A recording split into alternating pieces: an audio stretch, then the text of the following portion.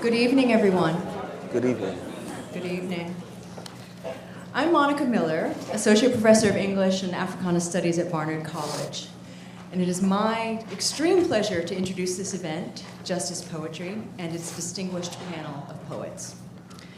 In The Price of the Ticket, James Baldwin said, "Words like freedom, justice, democracy are not common concepts. On the contrary, they are rare. People are not born knowing what these are.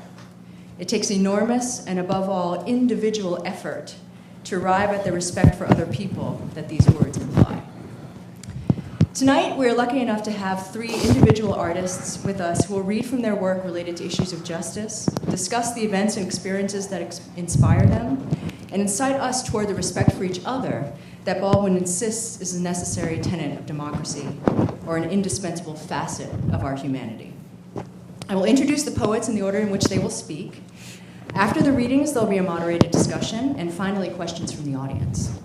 Before I begin, please note that these introductions are only scratch the surface of the work that our panelists do through their creativity and activism. Claudia Rankine is the author of 5 collections of poetry: Citizen, an American lyric; Don't Let Me Be Lonely, an American lyric; Plot, The End of the Alphabet, and Nothing in Nature is Private, which received the Cleveland State Poetry Prize.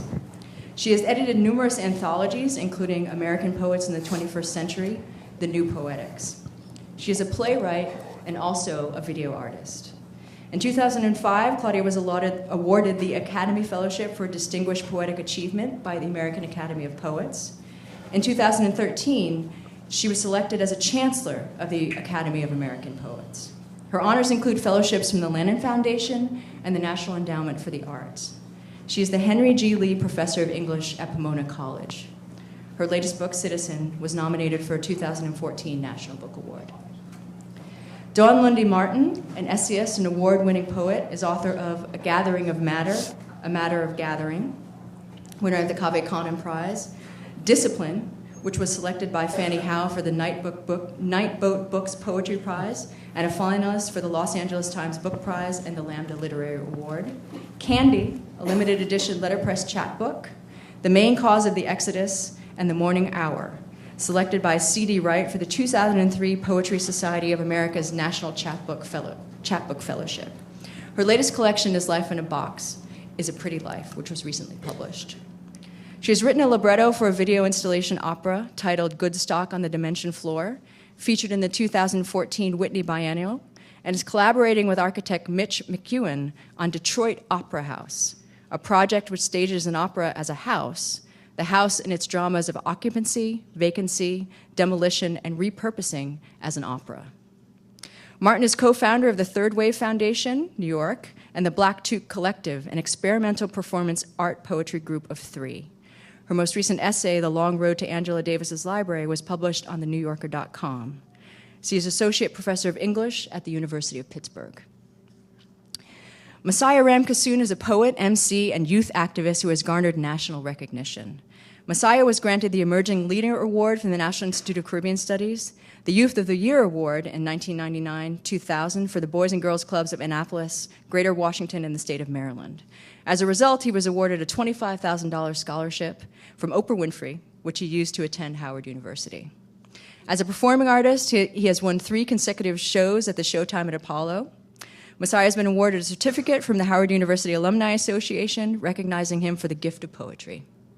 In 2008, he won a BET hip-hop submission contest, which led him to perform in Los Angeles at the pre-event for the BET Awards. He opened for Janelle Monáe.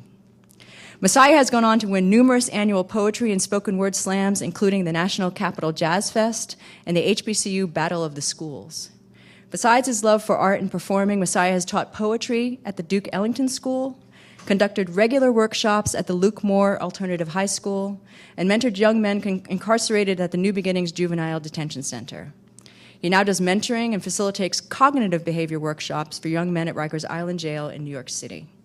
He also hosts a monthly talent showcase at Rikers via the arts, coaching incarcerated male writers between the ages of 16 and 19. He's a native of Trinidad, but moved to New York City at the age of 11, where he spent most of his life.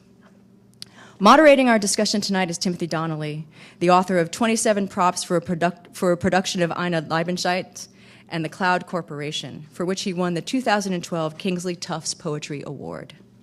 His poems have been widely anthologized and translated and have appeared in such periodicals as A Public Space, Fence, Harper's, the Iowa Review, Lana Turner, I love that, The Nation, The New Republic, and the Paris Review, and elsewhere. He is a recipient of the Paris Review's Bernard F. Connors Prize and the Poetry of Society of America's Alice Faye de Castagnola Award, as well as fellowships from the New York State Writers Institute and the Guggenheim Memorial Foundation. He has been poetry editor of the Boston Review since 1996 and is chair of the writing program at Columbia University's School of the Arts. Tonight's event is co-sponsored by the Center for Justice and the Center for Race, Philosophy, and Social Justice. Please join me in welcoming Claudia Rankine.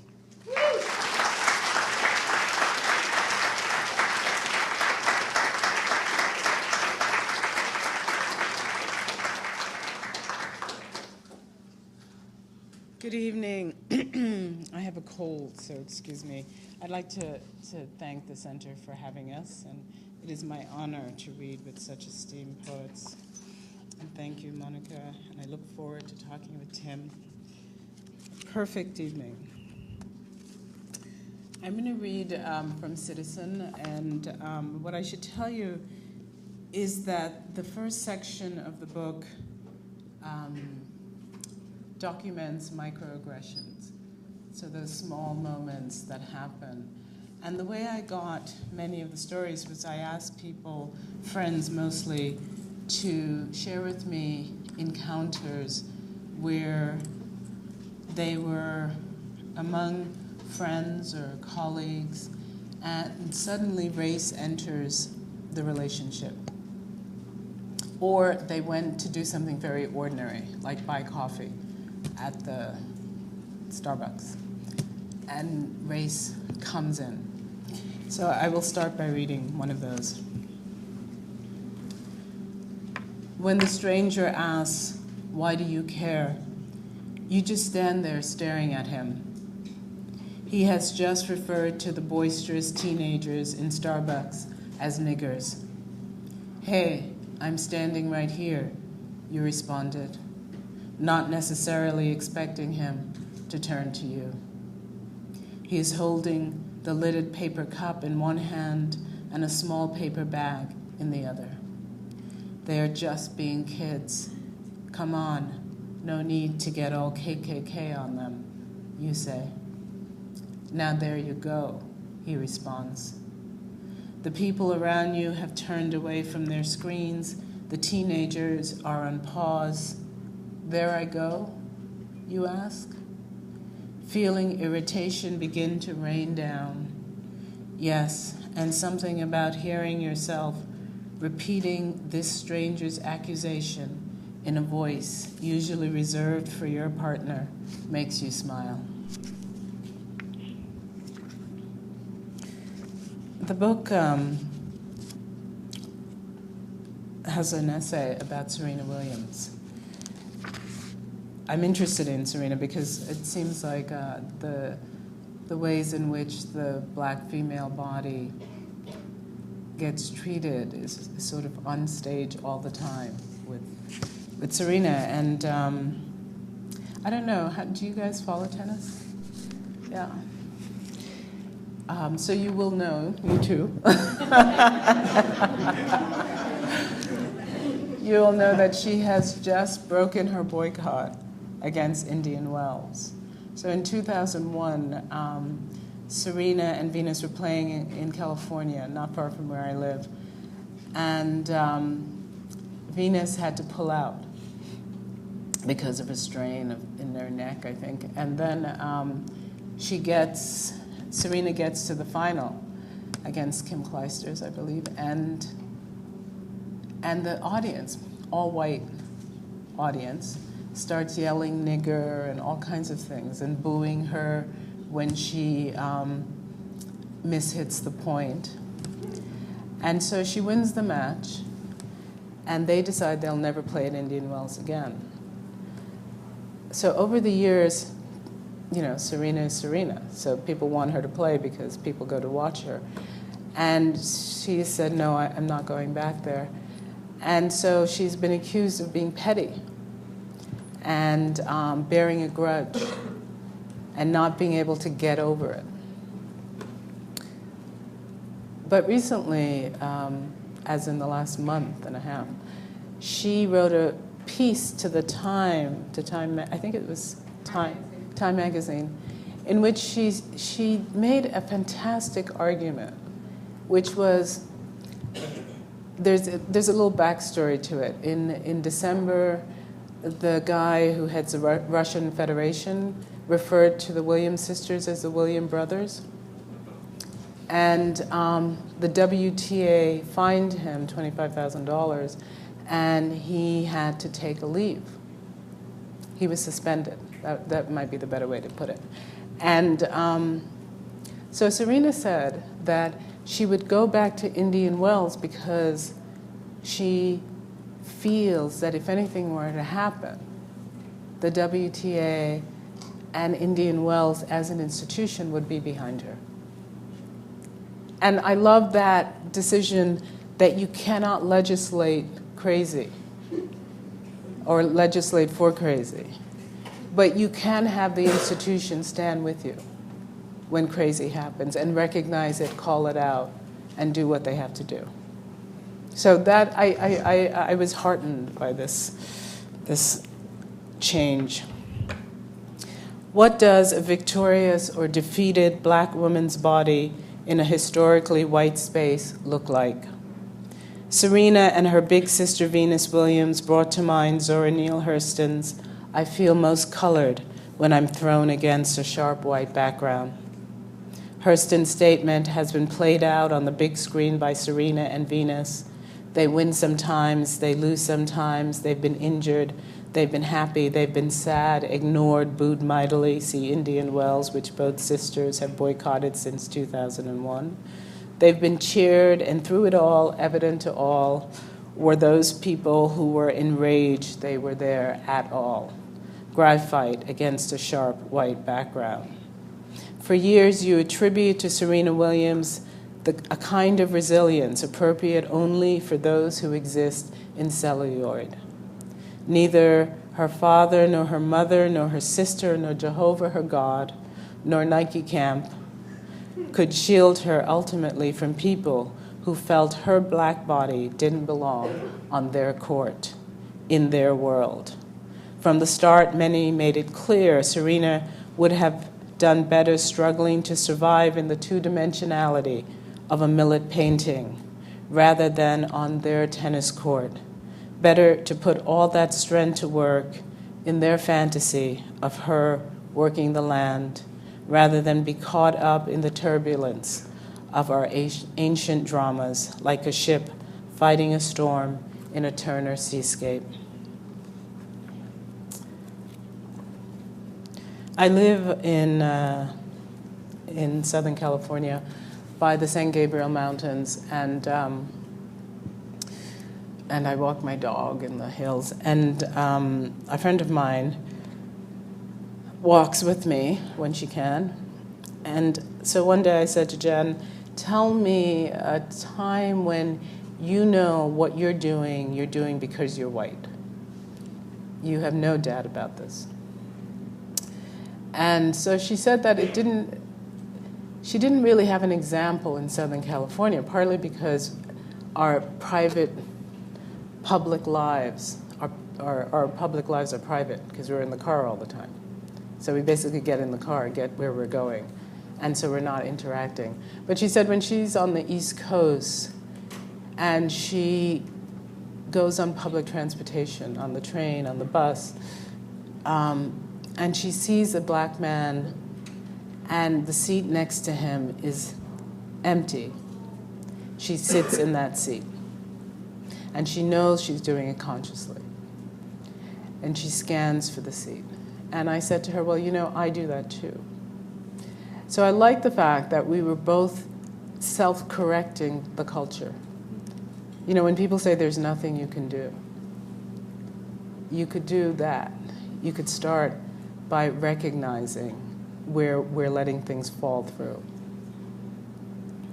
On the train, the woman standing makes you understand there are no seats available. And in fact, there is one. Is the woman getting off at the next stop? No. She would rather stand all the way to Union Station. The space next to the man is a pause in a conversation you are suddenly rushing to fill. You step quickly over the woman's fear, a fear she shares. You let her have it.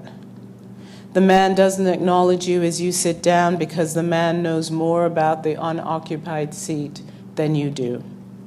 For him, you imagine it is more like breath than wonder. He has had to think about it so much, you wouldn't call it thought. When another passenger leaves his seat and the standing woman sits, you glance over at the man. He's gazing out the window into what looks like darkness. You sit next to the man on the train, bus, in the plane, waiting room, anywhere. He could be forsaken. You put your body there in proximity to, adjacent to, alongside. You don't speak unless you are spoken to, and your body speaks to the space you fill, and you keep trying to fill it, except the space belongs to the body of the man next to you, not to you. Where he goes, the space follows him. If the man left his seat before Union Station, you would simply be a person in a seat on the train. You would cease to struggle against the unoccupied seat. When, where, why, the space won't lose its meaning. You imagine if the man spoke to you, he would say, "It's okay, I'm okay. You don't need to sit here. You don't need to sit," and you sit and look past him into the darkness. The train is moving through a tunnel. All the while, the darkness allows you to look at him. Does he feel you looking at him? You suspect so. What does suspicion mean? What does suspicion do? The soft gray-green of your cotton coat touches the sleeve of him. You are shoulder to shoulder, though standing, you could feel shadowed. You sit to repair whom? Who? You erase that thought. And it might be too late for that. It might forever be too late or too early. The train moves too fast for your eyes to adjust to anything beyond the man, the window, the tiled tunnel, its slick darkness. Occasionally, a white light flickers by like a displaced sound. From across the aisle tracks room harbor world, a woman asks a man in the rows ahead if he would mind switching seats. She wishes to sit with her daughter or son. You hear, but you can't hear, you don't see. It's then the man next to you turns to you, and as if from inside your own head, you agree that if anyone asks you to move, you'll tell them, we are traveling as a family. And I will end with this.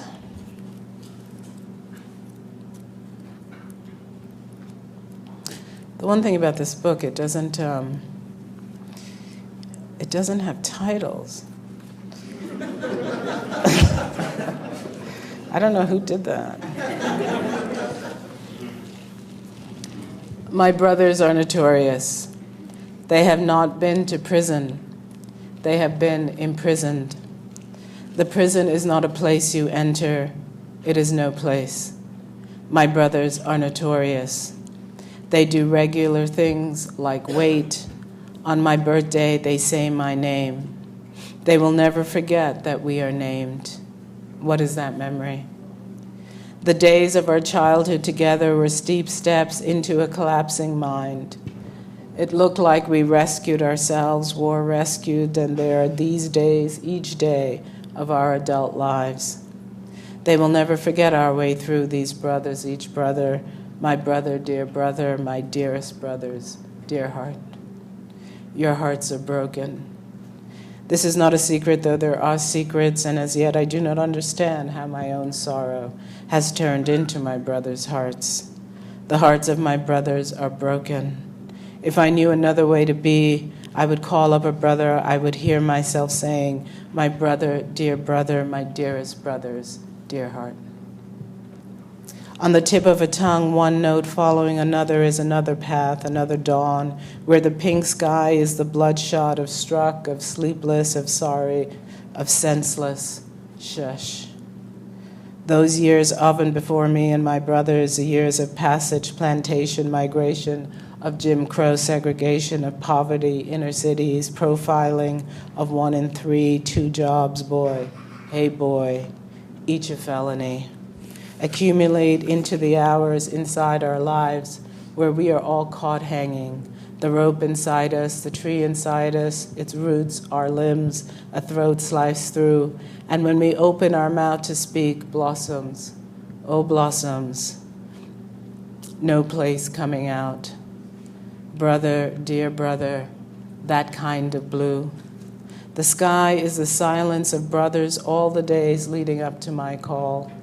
If I called, I'd say goodbye before I broke the goodbye. I say goodbye before anyone can hang up. Don't hang up. My brother hangs up, though he's there. I keep talking. The talk keeps him there. The sky is blue, kind of blue. The day is hot. Is it cold? Are you cold? It does get cool. Is it cool? Are you cool? My brother is completed by sky. The sky is his silence. Eventually he says, it is raining, it was raining down, it was raining, it stopped raining, it is raining down. He won't hang up. He's there, but he's hung up though he's there. Goodbye, I say. I break the goodbye. I say goodbye before anyone can hang up. Don't hang up. Wait with me, though the waiting might be the call of goodbyes. Thank you.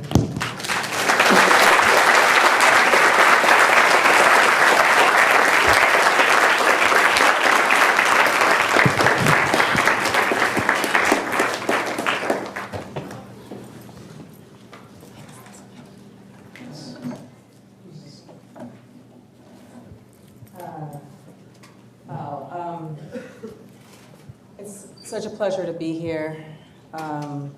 Wonderful company to be in. I am going to read a little from my newest collection called Life in a Box is a Pretty Life, which kind of attends to this, question of agency, if it's possible, and the multiple boxes, the multiple prisons, I think, in which we live to have agency.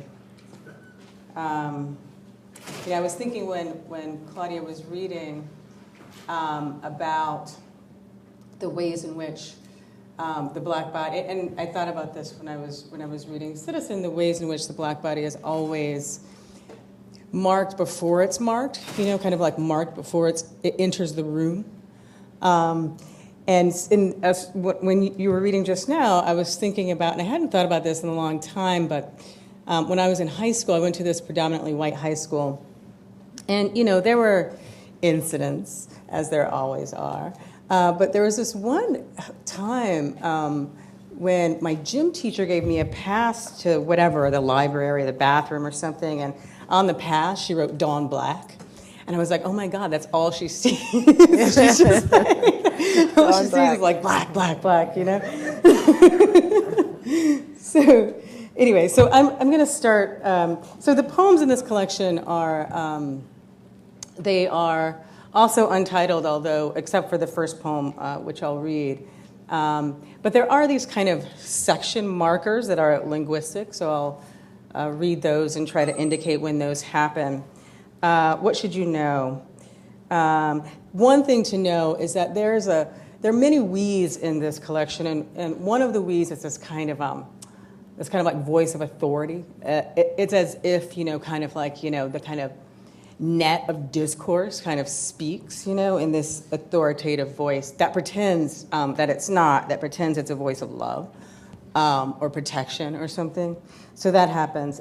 But the first poem that I'll read is actually from my experience at, I spent some time a couple of years ago in residence at the Montclair Museum of Art, which is a really wonderful, wonderful museum. If you haven't been there, it was their centennial celebration, and they asked some poets to come and kind of hang out with the collection for a few days alone. So we get to spend all this time in the museum alone. They have this wonderful African-American art collection. They asked us to respond to some of the pieces, and this is the first piece that I wrote, and it's titled Modern Frame, or a Philosophical Treatise on What Remains Between History and the Living, Breathing Black Human Female, after Carrie Mae Weems's Framed by Modernism, 1996. To feel a presence, they say, can be like a haunting. You are yourself and no other being is there, yet a feeling or sensation emerges as if from nowhere, like the negress.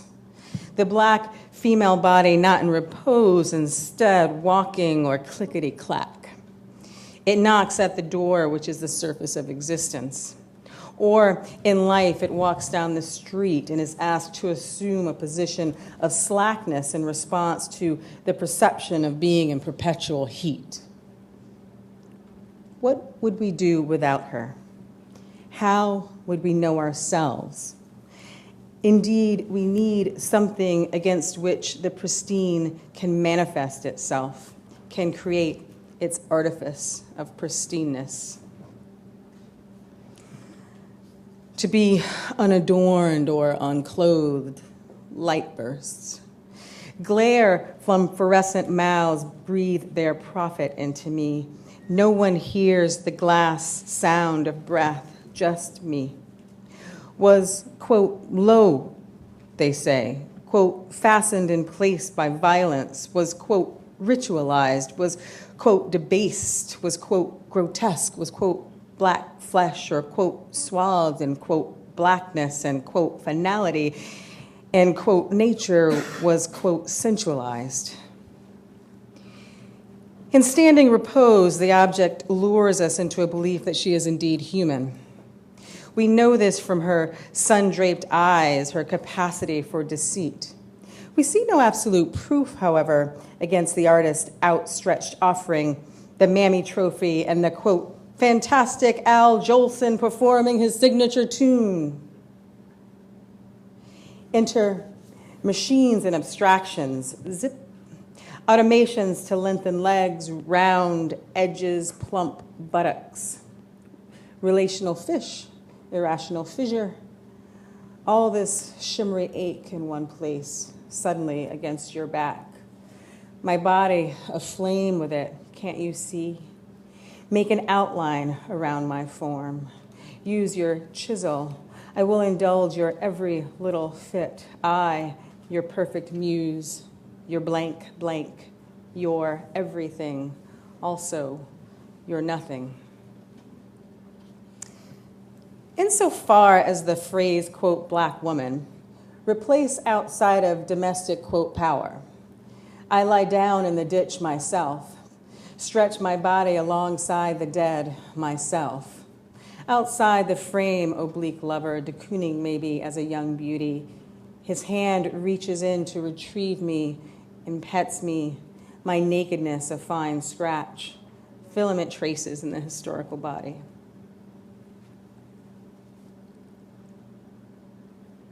Representation falls away. Chokehold, quote, blackness, swallowed, quote, brown, your, quote, black father whose, quote, blackness precedes him. Stumble in laborious, quote, black gait toward, quote, absence. Cross your, quote, black hands, empty your, quote, black pockets. Hold your, quote, poor, quote, black baby against a, quote, brick, quote, wall as instructed. And the, quote, niggers get, quote, sold up the, quote, river against a, quote, light, quote, white, quote, fluff. You wail, a mimic mouth into beaded rhythms of usness. Fragrance of a cosmos where roads are not partitioned. No roads, no marks to mark up the whole big wide world. The holes of universes untethered from time. In absence of wholeness, catch glimpses of the sides of selves. If we could be without him, we would. Is there any country without him? We are told of the reservoirs, that they are without sea or wind, that we attach, laconic, swerve, and hold what has happened there. Trauma sack. What strikes me, she says, is how easy it is to commit atrocities. Remove from experience rain, unnurture the physical form. A girl is just a girl, one ass cheek on a full chair, balancing. Remove skin, water, sunlight, love. Position the neck so that landscape dissolves into black wall. Excise language puffs from pharynx. Unfurl the scroll. Hear ye, hear ye. I'm reminded that I was thinking a lot about representation, the kind of historical representation of the female body and, of course, the historical representation of the black body. This next section is called We Are Blank with Glee. When dissonance occurs, go to the back of the line. When it ratchets itself up, jump into the river. Mammoth voice is our voice, the other side of illness. And we are always here, the mother with a jar of hair grease, her provocations to keep you warm. In the woods, you'll hear fire, but there is no fire. Hold on to the photo of the girl in a pale green dress. Require less sustenance. Crush your strings into a single acre. I'm afraid, in terms of like justice, that this book is kind of a dystopic, it's a world in which, kind of justice is not even, a question, because it's kind of, the only way out in one way, the only way out of this box is to either kind of, be in kind of like ironic relation to the box or something, or to enter another dimension, Oh, Susanna, how the sun sets on this lovely land. Dee-dee-dee-da-dee-dee. Place where cavernous, dee-dee-dee-dee. In the square, we drink iced coffees, bam, bam, pow, pow. One more cerveza, otra, everything. Ship workers in from wherever. Let them maintain our harmony, our fortitude. Fold happy hands in grace. It feels so good to be here. A thriving sea, even though it's sick, and everyone's kind of sick too, huffing landscapes of junked cars and computer keyboards. I'm wary. My mother is not the person I used to know when one night I cry into stitched silence, and again later when it's hot under blankets turn to face water, or I am in water, dream of drowning returned. Irina says poems always have birds in them, or dreams always have drowns in them. The dog is so strong in this one, I cannot protect him.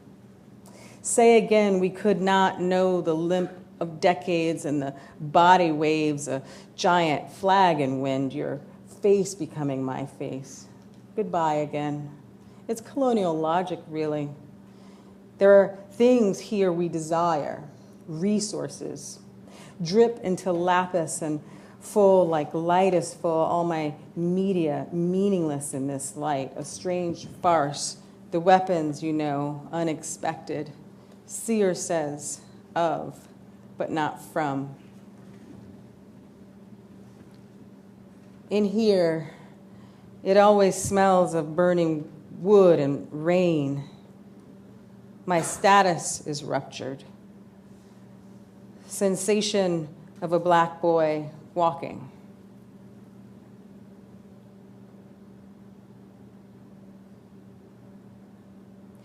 When you wake, your ass is bare, your door is open. When you shit yourself, parades. How to register the junket in the current condition.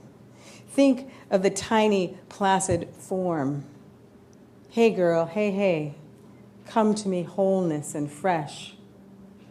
A narrow vial of wilderness, then factor of dissembling, what it does in split. I speak to you from a crack in the surface, from the elongated scar, a silver cylinder. Fortress upon me, the eye in dramatic gesticulation, its facade trembling. When the soldiers come, and they will come, it will be important to note known objects of particular use. Fatback, your yard loins, rivers, my father's black uniform. When later the fold is undone, no memory. Form arrives at the end of language. The body is in the basement, bobbled with welts. It cries and cries in a wet corner. We must leave this in the well. Representation just fell away. To liberate the past from the past, whispers my father's cold lantern, brown and gray Dickies, memory, the absence of thought. Pull all hair from comb, fold into square of white paper, set fire over toilet. When we were kids every day, nothing. Knees tugged together, when no light, pale purple dress pulled down to hem, knees to cover. Someone distance mouth pinch hum, silent hum, not a song but a series of sounds or grunts, black flies in the backs of throats. In this photo, the yard is safe. The other one is demonstrative in its affections. You inhale wet air, feel lonely as blue shoes are lonely, grime there, to reach into the open mouth and pull out a foreign substance, a bone or a lock. I know nothing about the yard, I say when questioned, bare souls undoing themselves. Some try to tell us that reading is the same as living, but we know this is not the case. The letter is not a breath. Even the body's cells are contrivance or accidents, floating screens, black bodies, unfathomable, violent acts. Only Will Smith has been spared. There's writing, and then there is this cut, this whelm. Hello, free house, hello, no, goodbye. So long, buzzards, white-eyed ghosts. I'll read you a tiny bit from the last section of the book, titled, Without knowing the slightest thing about war, I find myself an instrument of labor, investigation, and experiment. What are the dimensions of the field? They've put me here in the tallest grasses and strangest fruit and have demanded at gunpoint that I bend into it over and over, but I am so tired and my limbs are sore and I feel disconnected or I disintegrate. A shadow figure towers over me as I exhaust, body buckle, ballast removed. When the dirt is black enough, when my hand is strong enough, I dig into it, open space and fall through other side to a black sound, a black stone, familiar thieves, Urdu, or the last language we spoke before mother's milk. They circle around me, clasping wrists, and I yell into a hole in the earth, My palm proffers Ormo, undoing silt, breakaway. This is the body bending over my body. They have encircled me with their manacled tongues, but I do not understand them. My form is small and lean, but they think I am large and bull-eyed. What is yielded here is nothing. No sign of blood, no sign of dripping, no ache, only my small form without space around it. What is the body but a leaking form? No room for leaking. A form so tight around my form it cannot seep or gesture, complete enclosure. To hold a drop of water is extreme labor, tongue against ground. The difference between experience and dreams falls away. There are locks in every corner like little eyes. Even time no longer passes, each fractured second redundant artifice of time, of location, my father's red eyes. There is a wandering, I do not know it. The eye lock has its determinate grip. When I open my mouth, someone else speaks words that happen in my dreams as islands. A dead fawn under the machinery. I am the machinery. I am also the end of the sentence. In heat, they want me also to lap at their crotches, saying thank you, because their syntax wants definition of this body. All the colors, it is you who are they.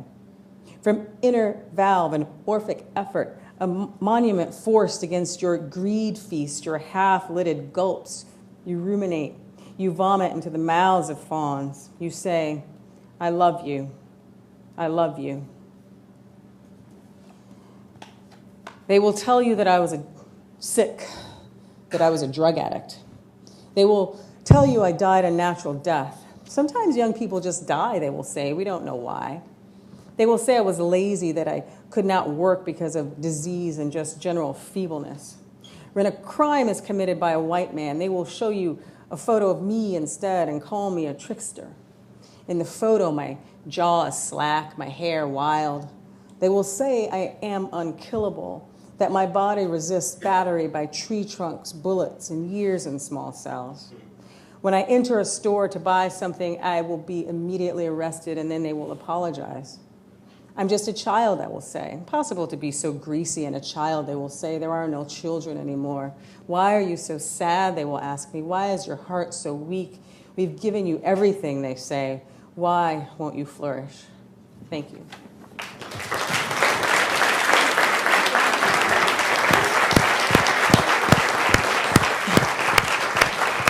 That was great.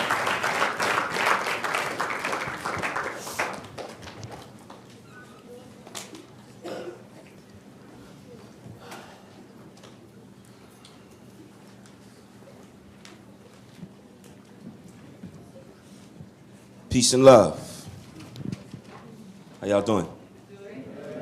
Good. Who will save the babies? When yours are found dead, then will you help the babies? When they paint the town red, like those Delta ladies, will they get attention from the elders? Maybe. While our politician does his last 4 years in politics, compare how many youth get 4-year scholarships to those doing 25 to life for hollow tips, just to lick his fingertips from a bag of chips and sips from a Capri Sun to the precinct for fingerprints. All formerly known as, like the singer Prince. Life is a shorty, shouldn't be so tough. Everyday beast mode, no peace, no love. Survival should be no child's rival. For food on the tongue at night, the young will bite. When hunger strike, lightning and thunder strike, nobody's given. Who will assist like Scottie Pippen? A population that's poverty-stricken. Some fulfill dreams, some kill dreams, some hearts dormant, some march forward like drill teams. The moon couldn't shine without the sun. What if Fat Joe didn't sign Big Pun? Obama ain't win without the vote, though he decide to run. So don't forget to throw the rope when you climb to where you from, don't just remind how far you come. To thank Jehovah is to live the African proverb Sankofa, never forgetting others in the path one has covered. No good deed of the past goes undiscovered. The ones that suffered rarely gets mentioned, unless an obituary or penitentiary detention. What's better, cure or prevention? What if we saw the potential of the mental of that young boy as essential before the law, who was ignored by mentor or parental, who went to war for credential, gang initiated, or military labor for business hours? Either or, we at war for a turf that isn't ours. Who will orchestrate? Who will orchestrate a plan to lead us from awkward to straight, so youth won't be tried as adults in New York State on the court date, getting caught with some weight, trying to put a fork on the plate? No contributions, unless it comes with a tax write-off.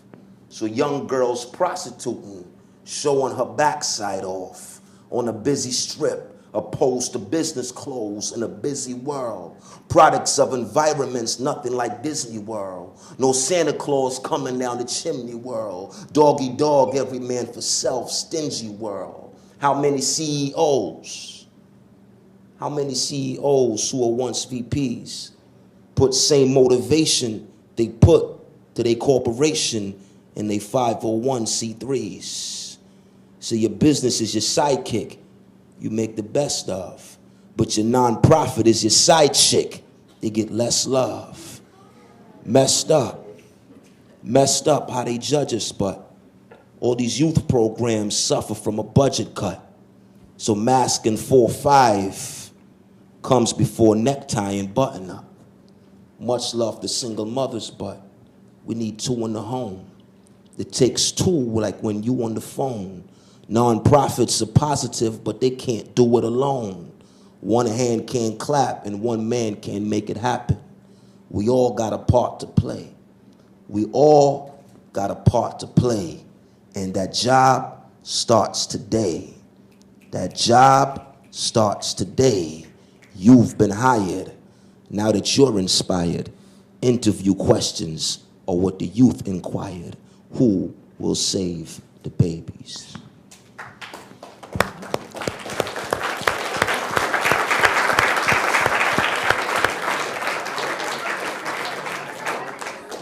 That poem was really inspired by, it was self-explanatory, but it was, the writing process was really inspired by the lack of priority for our young people you see in society.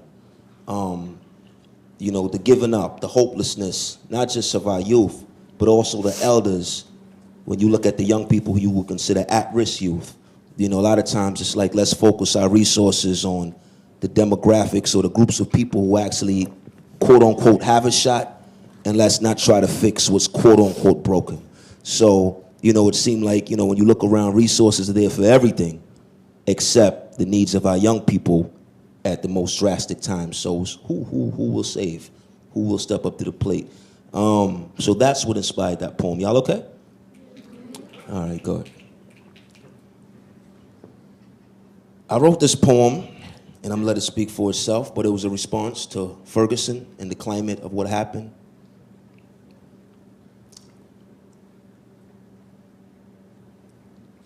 How many?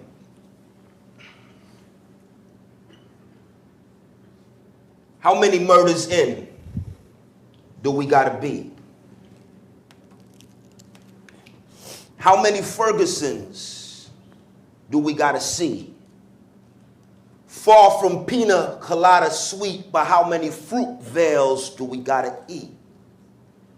How many tax dollars to government funds are offerings for officers' government guns to office and create more motherless sons? Let me correct that. Sonless mothers. How many victims get witnessed? How many go undiscovered?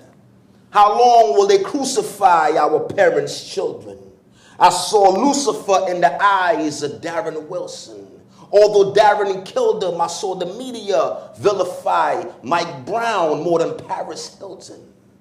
I could have saw the racists on Fox Views, but I refused to boost the ratings on Fox News. Only if CNN could see within, Don Lemon would own more than his people's skin tone, opposed to the Raven Simone slave syndrome.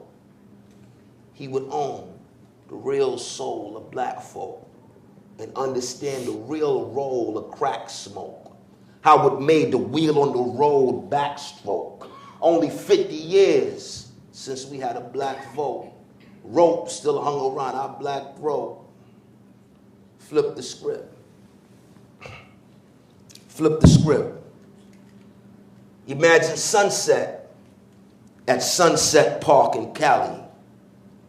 Black cop shoots white child in the valley. Tears from the family because the boy was unarmed. Cop aimed for the knee or just hit one arm. He fired 12 rounds. 12 rounds the cop dispatched. Too scared to fight 12 rounds like a boxing match. Opposite catch. Same scenario.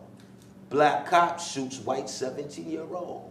Would it still be not indicted? I think not. I think that cop's punishment would be expedited, since the grand jury or the district attorney's guests invited. Hence why Wilson or Zimmerman ain't get excited, because before court, the verdict was yet decided, that they walk free in custody, protected, guided. You were supposed to strip his badge, Your Honor, not return the dirty gun as a badge of honor.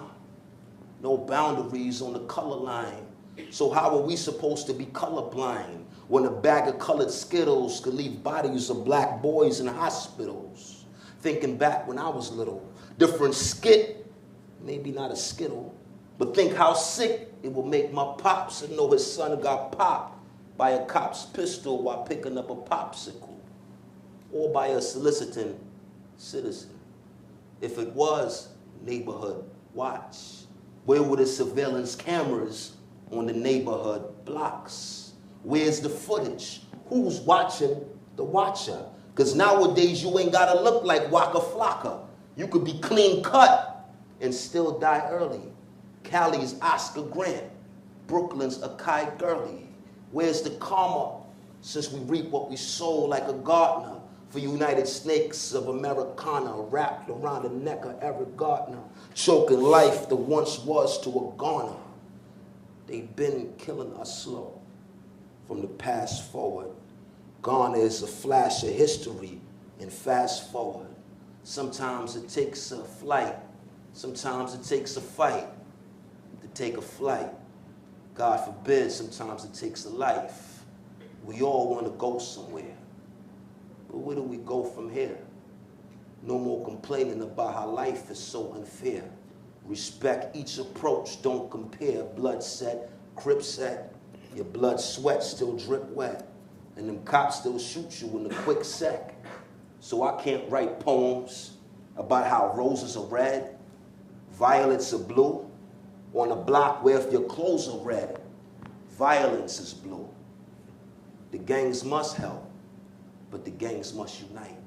If not, only yourself you fight. Anyone can be in a war, not anyone can win a war. It ain't about who come out swinging, it's about the end score. My mighty people, be strong yet selective. Remember, as a collective, we are much more effective. Kill the social contraceptive. To live and let live is the ultimate incentive. Kill the social contraceptive. To live and let live is the ultimate incentive.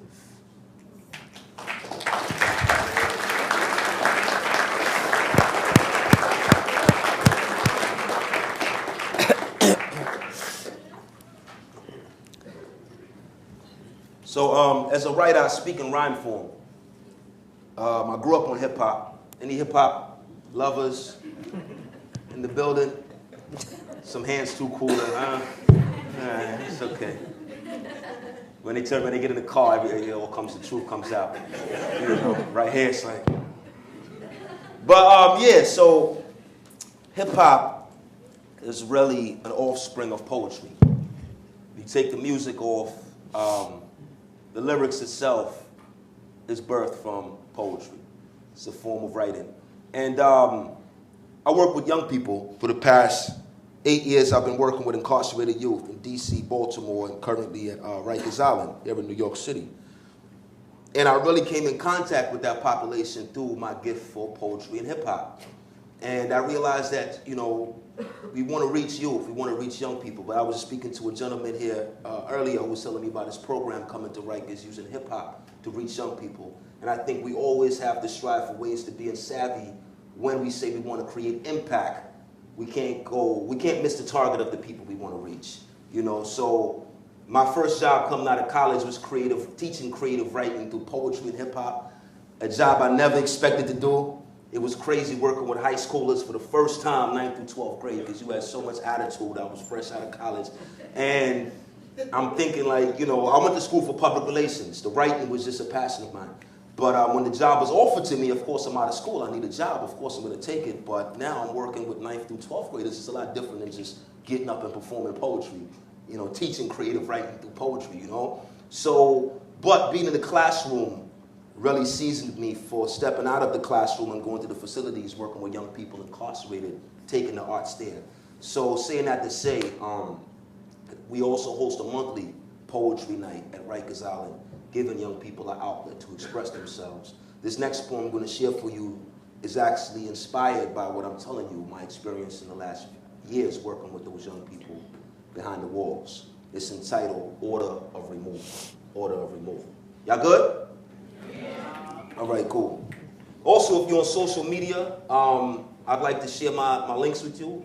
My name is Messiah. That's my birth name, stage name, but you can follow my works, All Messiah. ALLMESSIAH, All Messiah. And I got a lot more I would like to share with you in terms of the collective and also network with some of you guys here at Columbia in terms of what you're doing on the forefront. But I'm going to share this poem. Brothers get caught up. Brothers get caught up for the cheese. Brothers get caught up for the cheese like a trapped mouse. At 15, he saw his first trap house. At 16, he pulled his first strap out. No home, he found shelter in juvie prisons. DC jail, Rikers Island, new beginnings. Nubians who never knew what royalty felt like. Never wore his belt tight, so besides his pants, his gun was all he held tight.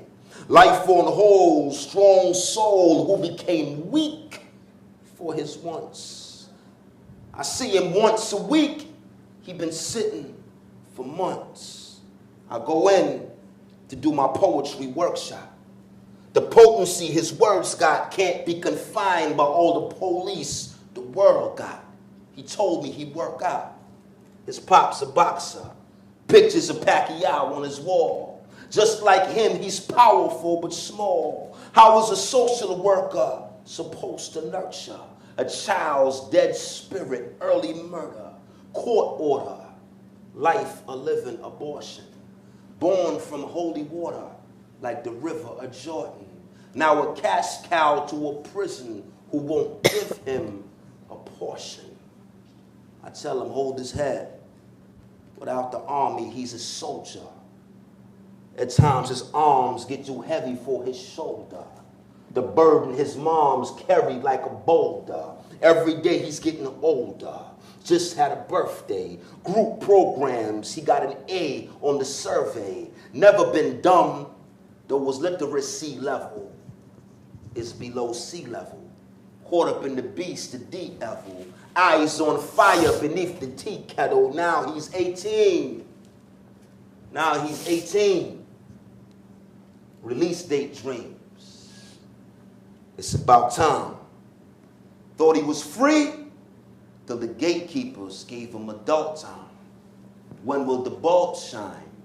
In this dark hour, in this bloodline is star power, no BET, a smart scholar with no GED, intellects, young Malcolm X and the feds like FedEx mail. They shipped him to federal jail, off to Michigan. Family can't afford to visit him. Recidivism in the prison system is the heartbeat of Wall Street. Private jails create profit sales. Every time you hear the bells on the clock, black males are the stock, like slaves on the dock. Now check this. Prison complexes in Texas decrease because of less entries, more exits. Good, right? The state lost money. So what's next is go after the Mexicans, immigrants altogether. Arrested guilty and innocent altogether. More cellmates to fill, more bed space. If not, they lose money. More dead weight is called capitalism. That's why we face capital punishment 40 years after in prison. Verizon stocks rising from collect calls, leeching the life behind these dead walls in this game of debts and debtors. Some met some mentors, men torn from the thorns of crooked judges, nickels a day for cooking lunches, hundreds of push-ups, hooks and punches, abundance of prayers and books from pundits keep his mind clear, refuel, seeking renewal. In cuffs, he's a jewel in the rough, from the streets where life beyond 18 is iffy. More black men in jail than slaves in 1850. Now seriously, look in the mirror, see, and tell me that's not a conspiracy.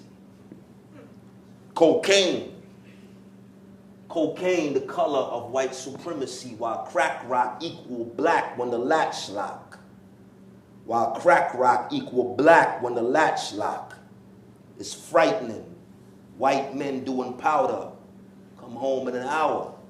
Black man rocking a hard place, turn bass into hard rock, sit in San Quentin and Comstock. Every night, he writes from a lonely cell, like Etheridge Knight, the poet who married Sonia Sanchez before the death of his life.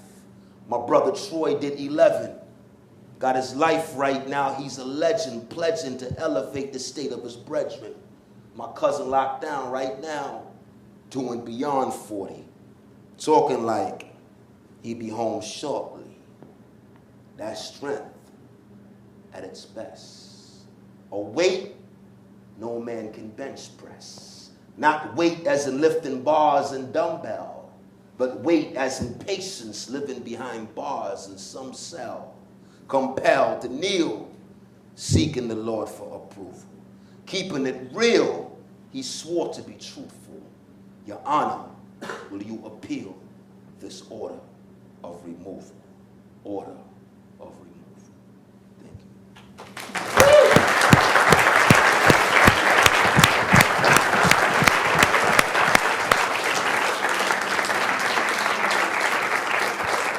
I'd just like to say, in conclusion, I'd just like to say, it's not a poem, but I know a lot of students here. Freshmen? Anybody freshman?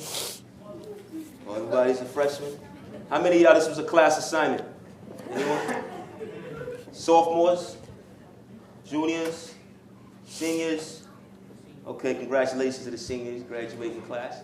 Okay, but I just want to say, with whatever you're taking up, and this is very important, you know, whatever you are majoring in studying, whatever you're using for your own personal benefit, lucrative benefit, as far as your progress, just remember, to whom much is given, much is required. All of us, I know some of you coming here, you know this is about activism and people are doing different things, but even just helping someone along the way, it doesn't have to be a profession, but also it could just be sometimes giving someone a piece of advice, a piece of wisdom, a responsibility to your community, to the society that we coexist within is important, right? And I just want to keep that on the mind of everybody here. Thank you for listening. Thank you, Columbia University, for having me. As stated, you can follow my work online. I also have copies of my project out front, through which we can network and build after. My contact is on the CD. God bless you. Peace.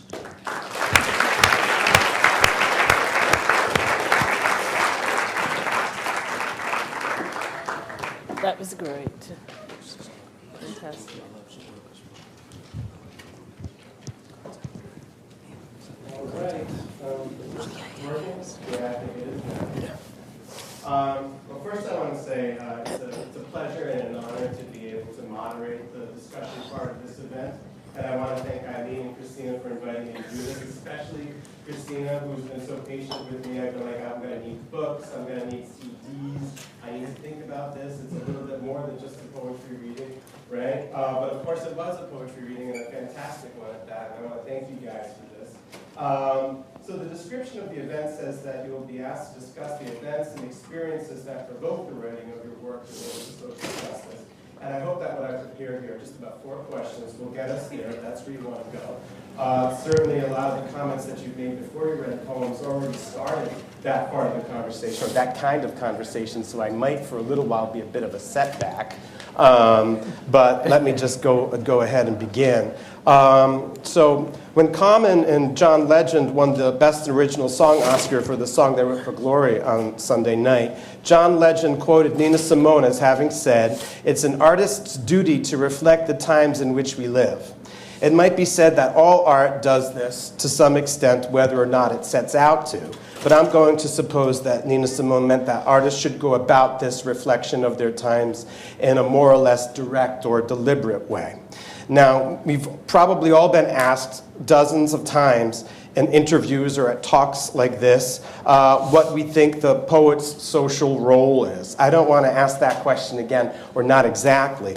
What I want to ask is, first, whether you think all poets are called upon or obliged to engage critically with the social, historical, or even spiritual troubles of their time, or whether you think that it might be a sort of sacred or secularly sacred calling that certain poets will feel at certain times more than others. Has your position on this changed over time? And if so, how? And lastly, and perhaps most importantly, do you feel that this responsibility or this calling, whichever you believe it to be, has influenced the form your poetry takes? Has your poetry become more accessible or less ambiguous, or has it changed in any significant way as a result of its engagement or of its will to engage? Okay. They get shorter. Yeah. Start with the brick first. Anybody want to? You want to go ahead? Okay. As far as poets having social responsibility, I do agree that as writers we share that, but I don't think it's more in context as far as being a writer. Yeah. I think it's a human experience. Each of us on this planet Earth, we didn't ask to be here, so we were put here. Yeah. Based on a decision by the higher power. So I think we all have some type of responsibility with our time on this planet Earth. As far as poets actually stepping up and rising to the plate with their voices and being a little bit more at the forefront in terms of activism and being a part of different issues that are going on, I think that certain writers will have a passion for that, and you have some writers that may be a little bit more personal. The experience, a lot of writers are more introverted, some a little bit more outgoing. So it all depends on the nature of that individual, the composition of that individual, that determines how far they may extend or how little they may go in terms of activism or just feeling some sort of responsibility or connection to what's going on. Yeah. Some may feel the urge to write about it, but to necessarily go protest or boycott certain things or to actually take a physical role, right, I think is contingent upon the nature of that being. Yeah. I don't know what social responsibility means in the sense that, it's kind of like, if you're socially responsible, does it necessarily mean that you have to kind of reflect in some way the kind of like, kind of current conditions of, injustice? in your work, right? I don't know if it means that that needs to happen in your poetry, right? I actually really like to think about the possibility for an imagined future as one kind of negotiation of that term, social responsibility. Kind of like, what is the future that we might imagine, like, that we actually would like to create in a way, which I think will be in some ways like my next project. I think that this is a kind of like Afrofuturistic project that kind of, lives in a sense in this future imagined space that is a kind of dystopia, but there are these kind of like high, clear whistles throughout it that are like, kind of perhaps the possibility for something else. And I think, as a human, I like that you said as a human, because as a human, I think you can, you exist in the world in like these multiple capacities, right? And so like, in another part of my life, like I work as a political strategist for social justice organizations, and then I just feel like I can do whatever I want in my poems, like, so I don't know if it necessarily for me, like has to be like that direct in the actual work, but, I am interested in what language can do to kind of create,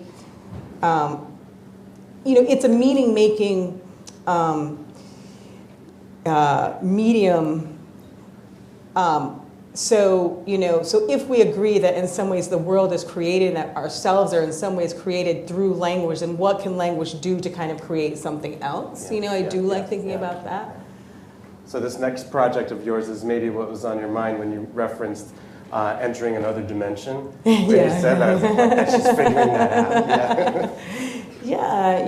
I mean, even in terms of like the self, there's this kind of like, in my imagining, in my mind, there's this kind of like fiction of the kind of like individual kind of like delimited, like, kind of self defined in some ways by the experience of the singular body and the world. But that's not necessarily the way that I like to think about the self, right? There is a possibility for some kind of standing alongside oneself, some kind of like imagining of the self outside of the self. So that's what I would, some other dimension. Whatever. Okay, great. Thank you. Claudia? I like the idea of the imagined future. I don't really think of myself as an activist, and I don't sit down thinking, okay, now I'm going to write in a way that addresses the world. I'm interested in intimacy and affect, in what it means to be conscious, to show up for the life that you're living, and what language can do. I mean, if you said to me, what do I feel I am, I would say an artist. And the art sits very firmly in the life I live. And that's, perhaps that's conscious, to work in the present. That's a conscious decision. But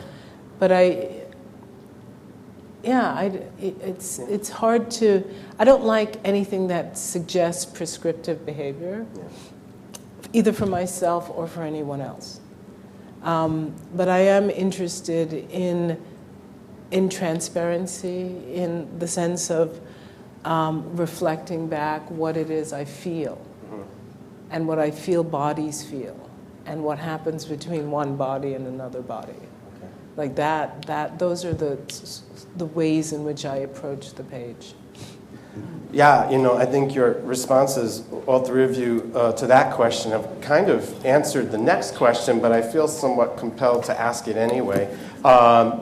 Messiah, in an interview you did a few years ago with Onika Pascal in Outlish.com, at Outlish.com, you say, to be an artist, you must be in tune with the voice. It can't always be personal, but it must always be motivational.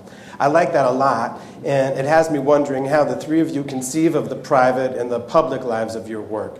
Do you think of it first and foremost as an art object, as something whose value exists independent of any change it might provoke in the world? Or is its social and political function something you're never not in touch with? Do you think of it as perpetuating the work of others who came before you? Do you think of it as complicating or correcting an imbalance in, or even acting in defiance to, what mainstream critics might have considered legitimate poetic practice a few decades ago, or even still? And here's maybe another way to ask the question, which seems to be a series of questions. Do you... just pay attention to this one then. I think the next two are really a lot more economical. I don't know what's wrong with Legitimate question. Do you think of your work as existing in order to raise consciousness, to make progress, and perhaps even to console? Or do you think of it as existing for its own sake, at least at first, or to satisfy your own need to create or to push back, regardless of what effect it has in the world? And lastly, it made sense at home, but now I do see it's ridiculous. Do you It makes think sense. that to think of the private and public lives of one's work as ever being separate is in fact a waste of time, a misconception, and or a luxury? Any part of that? Well, I'm often thinking about the Lewis Hyde's The Gift relative to poetry, the idea that poetry is the one form or one of the few forms that are outside capitalism. That we don't make money to do what we do. We do it because we are driven to do it, because we couldn't do the other thing. I mean, I thought I was going to go to law school, and everybody was very sad when I didn't do it. So, in terms of having a sense of me being able to take care of myself in the world. But so I don't think of writing in that way. I think of it as something that is public-private, but the public aspect of it you can't anticipate. Right. You cannot anticipate it. So you're doing it because you need to do it. You need to do it. I mean, I was thinking about the place that one writes from as this kind of like unnameable place. And, it feels like compulsion as opposed to choice, in a way, that space. And so given that, on the one hand, I like when Nathaniel Mackey talks about audience, or the social, I suppose, in this case, he talks about the work itself kind of creating the audience, instead of, thinking about that as a way for the work to kind of like enter the world.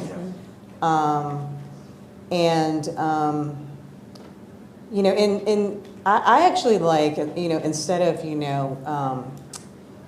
changing hearts and minds, by writing a book of poetry, I actually think about it as a kind of bludgeoning. This book I think about as a bludgeoning. You just read it and just feel like bereft after, and like, what am I going to do? So I don't know if that's it's a shift, I suppose, that I hope to, kind of the body experiences in a way, but I think it's way more complicated than that. So yeah. I think for me it's just about being open to experiences from the smallest, most minute moment that you probably would take for granted. I always try to find that break it down to the lowest common denominator. That and it's just about being open to experience. I think it's healthy for poets when they did the 30-30 challenge for National Poetry Month, they write a poem every day. Because you wake up and you don't know what your day is going to be like, what you're going to feel like, but you kind of go with the rhythm of just that day in the moment. And you create and you capture it. And that poem may live on for 100 years, but at the same time, it was just capturing this moment of time. So I think artists should never really predict the outcome of the body of work, but really let nature guide you. And remember, as an artist, you're just a vessel, the conduit for the message. So sometimes it may be darker shades, sometimes it may be brighter. Sometimes it may be things dealing with activism, sometimes it may be things dealing with your own personal life and what you're going through, your relationships. So it's about being open to those experiences and always remembering that when you share them, you are a voice for the voiceless. There is someone else. May not be everyone, but if you're trying to reach everyone at the same time, it's easy to lose yourself. Yes, thank you very much. Thank you. So, Dawn, there's a sentence in Life in a Box is a Pretty Life that I just love. There are many, in fact. But the one I have in mind is politics is a gleaming nowhere. And a few sentences later, you write, reviewers want these poems to be more hopeful. I like that one, too. It prompts me to ask, can each of you tell us what role, if any, hope plays in your work? This, Dawn, maybe now's not the time with this book, which I love.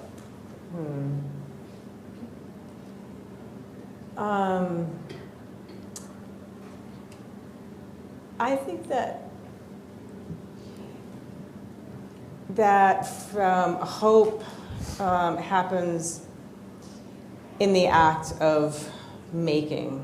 I think there's a real optimism in the kind of like letting go required to be creative.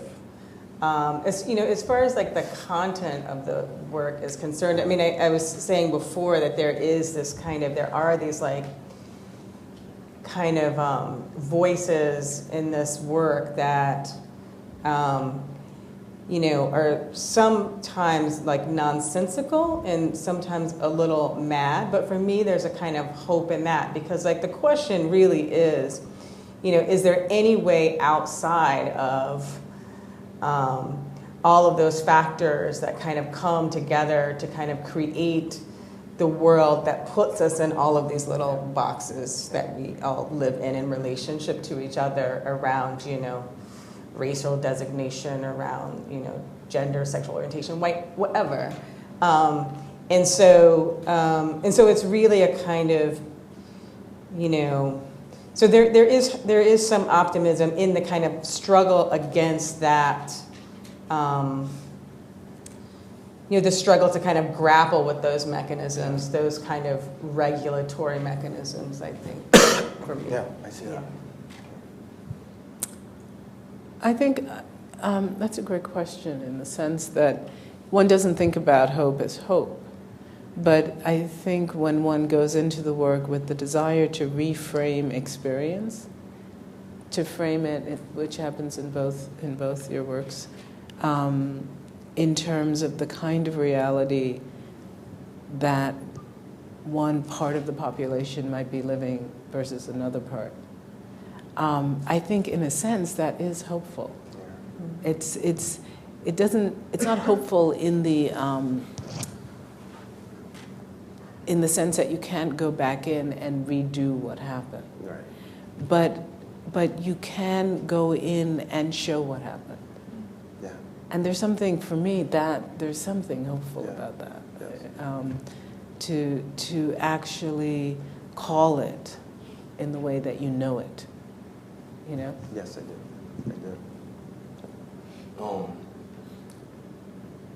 My recent project, my recent poetry project, the final piece on it is entitled Unyielding.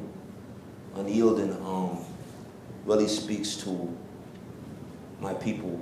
And when you look at our condition in society now, especially where I work behind, prison walls, you see young Black and Latino males. They make up, 99% of the population. But unyielding really represents the greatness of the being beyond the actual current condition of the being. And also understanding who we were before all of this, in retrospect to, going back, prior to slavery. A lot of young people are taught their history from slavery on. And therefore, once this is all you know of yourself, you think this is the glass ceiling for you. Right? But to understand the greatness of your ancestors, what they introduced to civilization and who we are as a people, as a nation, I think really gives hope. But it's hard to have hope when you don't have awareness. When you think of yourself, when your perspective and your conception of your being is distorted, of your community, of your people, of your, there's no self-love. Where there's no self-love, there's no hope. So I think it starts with resurrecting the true essence of the being. Yeah. And as a writer, as a poet, that's the envelope that I strive to push. And that particular piece, Unyielding, really You know, it says, it's a line in there that says, our greatness predicts this, you know, and I think we just need to be mindful of that. Yeah, that's great. Thank you. Okay, so here's the last one I have prepared, and it's another short one, as you can see. The last question I'd like to ask you all before opening it up to the audience has to do with allyship, or support from people outside the community or communities you identify yourself as belonging to. When, if ever, does allyship go wrong, and what can be done to make sure it goes right?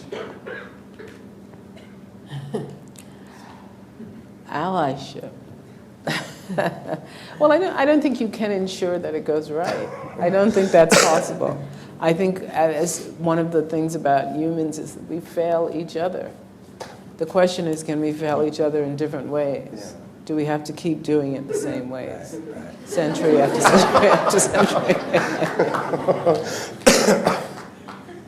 I liked what you said about you can't legislate for crazy, but you can hope that institutions will support you when crazy happens. Exactly. I thought that was terrific. I mean, that's why the killing of Michael Brown was horrible.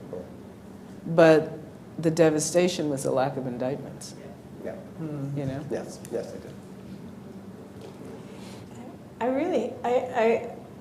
I don't like the word ally because I feel like there's something about the structure of that, of being like, okay, like a group of people and then a group of other people who aren't those people who may be able to help out in some way, kind of like reinforces like what already exists.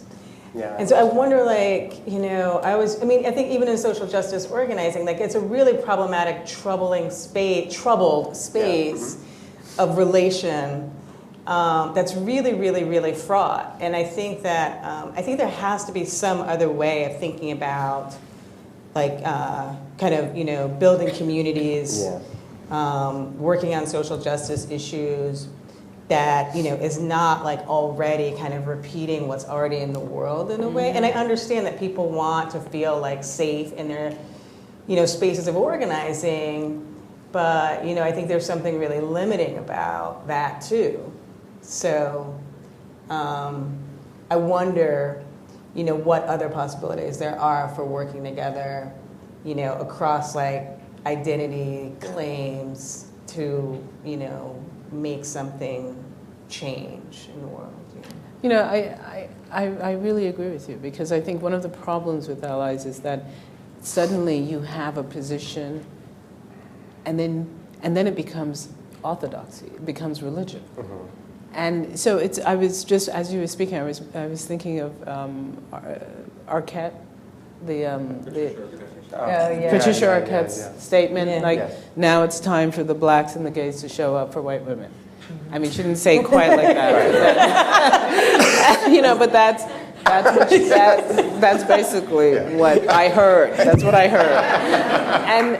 But that's the problem. Like, you know, if you do those, a friend of mine did one of those race workshops, and they bring all the white people in the middle of the room and they say, look at each other, understand that you are each other's ally. And I was interested in that because what it said was the structures that exist and maintain, each of you help them maintain. Yeah. Because you don't step out, you don't call out when things go wrong. You know, you have this privilege, you want to keep the privilege.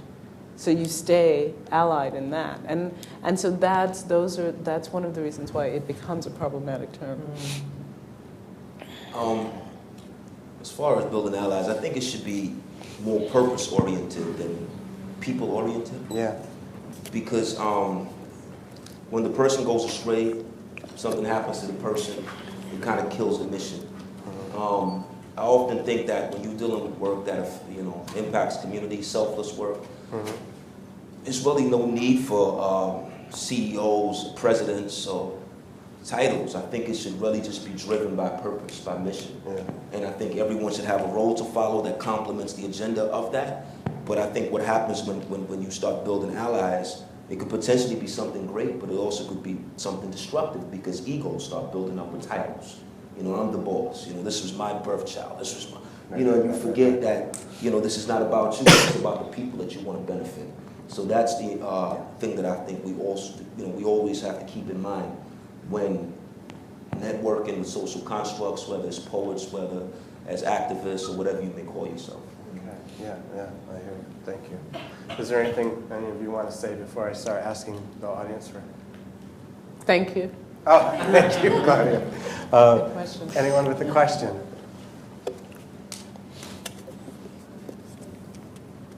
I feel we're going to get a lot. Yes, here we go. Thank you. Hi, thanks everybody. I wondered specifically for Claudia if you could talk about what it feels like to have this work in the world, this particular book, what it feels like to have this set of thoughts out on the page and have it in the minds of people who may or may not be, able to meet you where you were when you read it, when you wrote it, and if you could talk about any experiences that you've had in how the work is seeping into the world around you. Okay. Well, I think I have been heartened by the reception of the work, in the sense that it becomes a kind of conversation that is made public, and it's, nice seems like a really wonky word. There's something really deeply important to me that people are engaging the issues the book engages. And so I think I have a feeling of gratitude, which I could never have anticipated, but now here I am. So we might fail each other, but we also arrive and help each other in ways we don't anticipate. So that's also nice. In terms of reception, I think almost every day, and I don't think I'm exaggerating, I get an email from somebody. And the emails are interesting. They're from Asian, Black, Hispanic women saying, thank you for writing my life, in a sense. And then they're from white males saying, I would never have thought of myself as a racist, but I actually do all the things in your book. I catch myself in these moments all the time. And so those are the two contingents that I hear from in a kind of dailiness.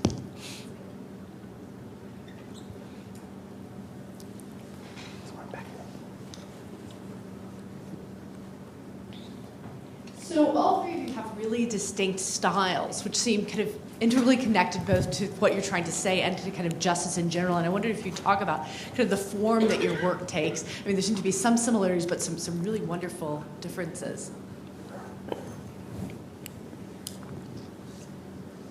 The form our work takes as far as the writing process or the actual content? Can you, as far as... I mean, I think we're all really impressed with like the memorization, right? We don't usually go to poetry readings where we hear somebody just kind of speak immediately in the way that you did. We were speaking before about the business of like not having titles or things being entitled in an unusual way, or the fact we have something very nearly an essay in Citizen, and then these microaggressions presented in quite a different way. And it seems that those forms are reaching the content in specific yet really different ways. And so I wondered if you would talk about that. Yes. Yes.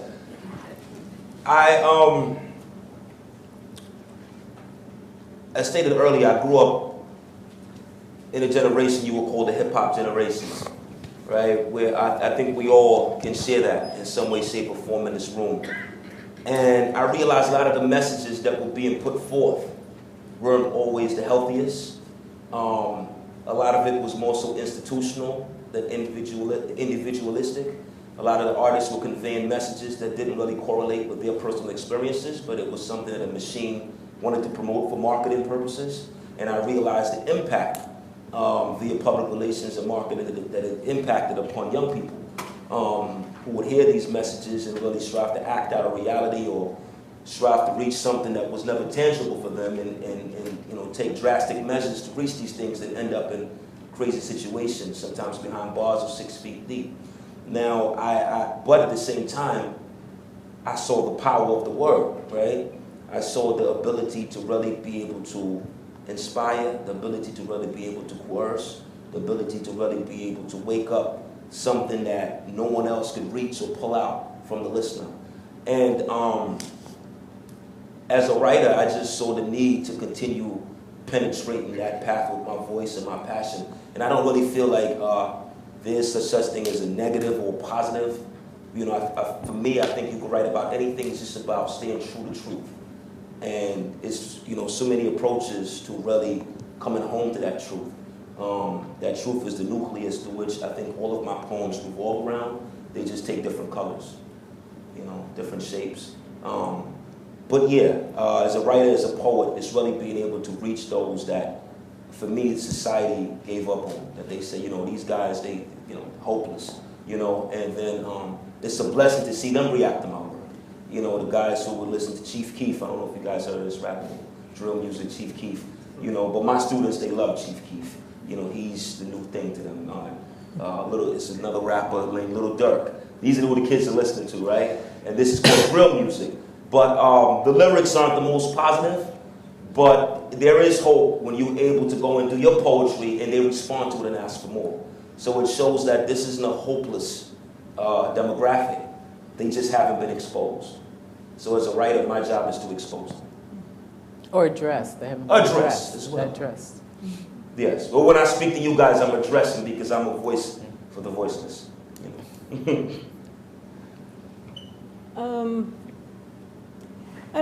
I'll just say one of the things that I think this work is interested in, and kind of one of my poetic approaches, and it's evolved over the years, but it's still an interest. I'm really interested in what can't be, where language kind of butts up, reaches its kind of end possibility. The things that can't be spoken, the king that, when representation falls away, as was kind of repeated twice in this book. Or when, something, the quintessential example for me about unspeakability is, when you lose someone you love, right? Like what language can kind of approach that reality when someone dies, right? What you're left with is kind of the guttural, right? Or, the body sounds, And so in the way that it kind of happens in my current work is when kind of, is through the kind of syntax that's kind of recognizable syntax, but then there are moments where that shifts and gets kind of jumbled. And in those moments, there's something happening attending to either the unspeakable or the unrepresentable, or maybe some kind of like attempt at imagining something that is not yet known. One of the things that my friend, the wonderful theorist and poet Erica Hunt talks about is how, ordinary language really, kind of creates kind of ordinary thought, right? So, there are those moments that kind of want to do something else. So, yeah. This book, specifically, for me, was a sort of investigation of sort of curatorial and archival endeavors. So it was Romare Brereton, the collargist, says there are all kinds of people and they will help you if you let them.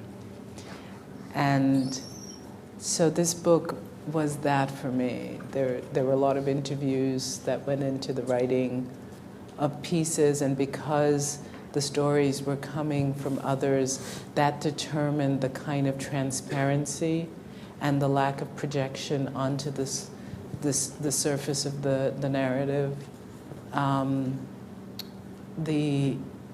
use of the images became this ability to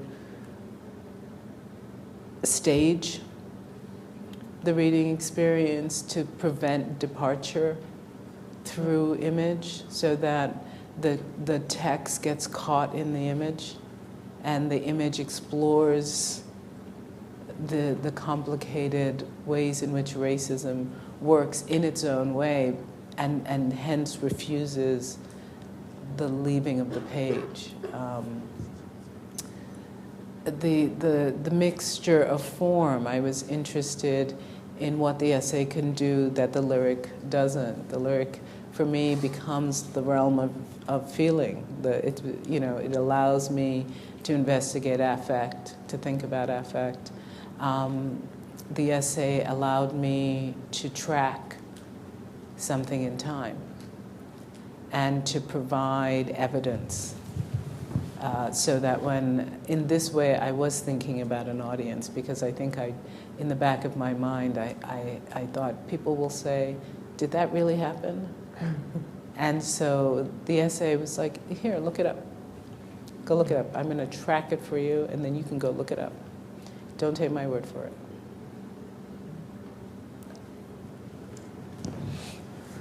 Yes, there's Ethan. This will have to be the last question. Don, I think you said it before that the fiction of the delimited individual. I was wondering about in relationship to poetry in general, like the pronoun, the lyric itself. Thank you. Sure. To what degree does if the self is a fiction and we're more porous than that, how do we not speak for others? To when does the limits of the self? Where are the limits of the self, and how does that relate to the poetic speaker in the form?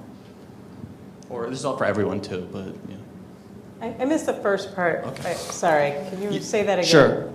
You said earlier about the fiction of the delimited self and how we try to imagine a self that's more expansive than that. Mm-hmm. So I was wondering, like, how do we not speak for others, and how do we also try to not also just maintain our own subjectivities if that's possible, or believe that we are only ourselves and we have no responsibility to others? Yeah, I mean, I don't know about speaking for others. I was really thinking about kind of the ways in which we already know the ways in which we know ourselves is already multiple. It's already not singular, because in some ways one of the ways that we know ourselves is as Du Bois writes about, is via another's gaze, right? And so there's this kind of projected self onto us. And then there's a kind of like interior self, and then there is the self kind of like watching that and recognizing it, right? And so all of that is really complicated. I think in my own work, I'm really suspect in my own work of the kind of singular, stable speaking I that kind of, claims a known subjectivity. And that's a space that I want to trouble. So so the I is sometimes I, and then sometimes it's the I, and then sometimes it's kind of looking at itself. So sometimes it might be she or he or it, depending on the kind of situation. To speak for another, I would never suppose that, although I think that there is a kind of, there might be some connection and kind of refusing in some ways to speak for oneself or another. That is some kind of relation that I don't know. I don't know about speaking for another. Okay. Well, thank you all very much. Thank you.